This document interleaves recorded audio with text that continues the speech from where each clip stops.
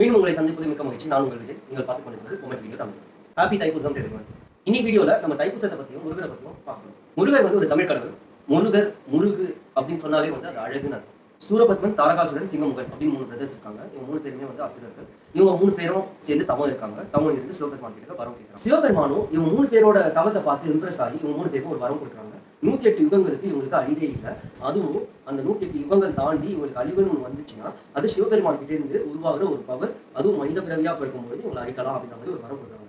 இந்த வரம் கிடைச்சதுக்கு அப்புறமா இந்த 3 பேருக்கும் கர்வம் ஜாஸ்தியாகி எல்லாரையும் டார்ச்சர் பண்ண ஆரம்பிச்சாங்க. பேசிக்கா தேவலோகத்தில் இருக்கவங்க போய் நோம்பி இருக்கிறதும், அவங்க சண்டை போடுறதும், அவங்களோட உடைமைகளை வந்து திருடுறதும் எடுத்துட்டு வரதும், இந்த மாதிரி வந்து பிரச்சனை வந்து பண்ணிட்டு இருந்தாங்க. இந்த நிலைமையில சிவபெருமான் முருகரை 6 குழந்தைய கார்த்திகை மாசத்துக்கு பூலோகத்தை பட்டு வைக்கிறாரு. கார்த்திகை பெண்கள் கிட்ட வளர்றாங்க.